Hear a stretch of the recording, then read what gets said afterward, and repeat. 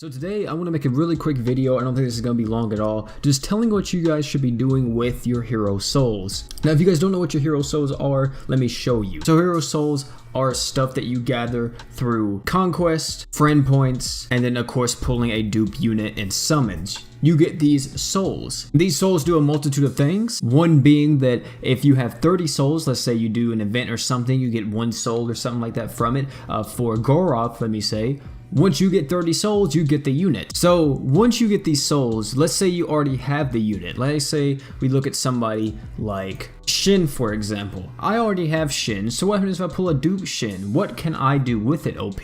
Well, there's actually a few things that you can do. One is you can awaken Shin once you acquire 30 additional souls. You can awaken Shin, which awakening Shin, this will greatly boost all of his stats and also increase the damage of his ultimate, which is really nice, or his special attack, whatever you want to call it. I personally call it ultimate, you can call it special, it's the same thing. Or you can use it on something else. The other thing that I recommend you personally use it on whenever you first start maxing out your character is you use it on skill cost. Max this baby out. If you guys don't know what this is, skill cost is what allows you to equip passives, which if you guys don't know about equipping passives from arcs yet, please watch my video that is linked currently probably in the top right with a card, and it will be at the end of the video as well. With passives and active skills that you get from your arcs, they require skill cost. So the more skill cost you have, the more passives slash actives you will be able to equip, which is really good, meaning that you can buff up your unit a ton. All the ways to increase your skill cost limit currently in the game, from what I know, is by doing this method, which increases your skill cost with your hero souls, and this right here. This is in the skill tree, and you see once I get to this part in the skill tree, I get +5. I'm only going to gain 15 skill cost from my skill tree alone, which is a decent amount, but it's not enough for what I want to do with my character because I want to equip as many passives as possible, which is of course that's where the hero souls come into play.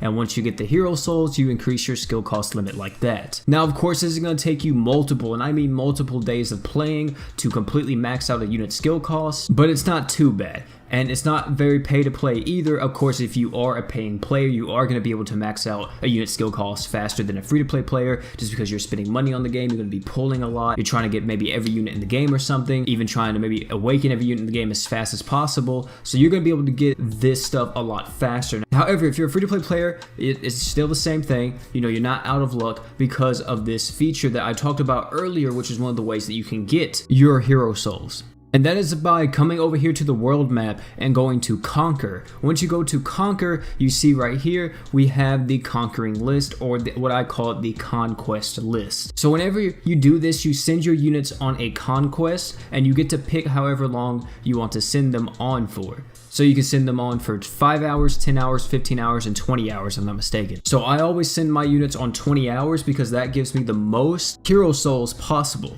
And it's not like something like FFBE or Brave Frontier or any other game that does something like this.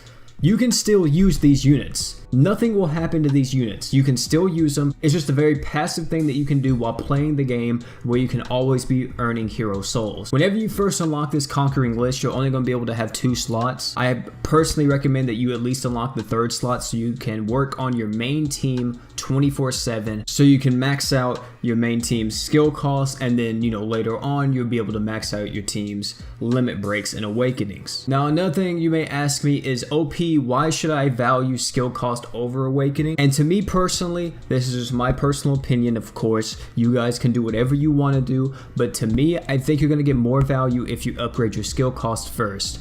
Because of course, awakening is nice. It is going to give you a huge boost to all your stats.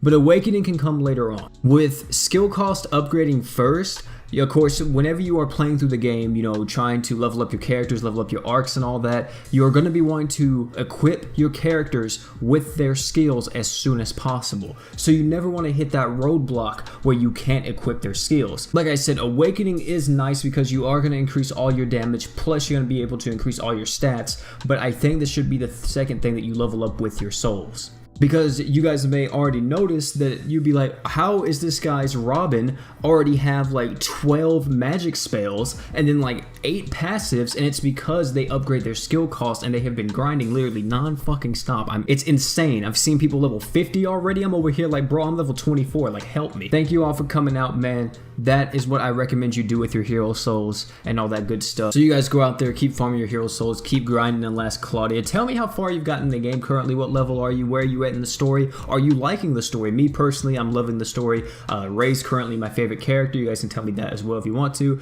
But guys, it's gonna be it, man. Thank you all for coming out. Don't forget to like, comment, and subscribe for more Grand Summers content and last Cloudia content on the channel. And I'm out, guys. Peace.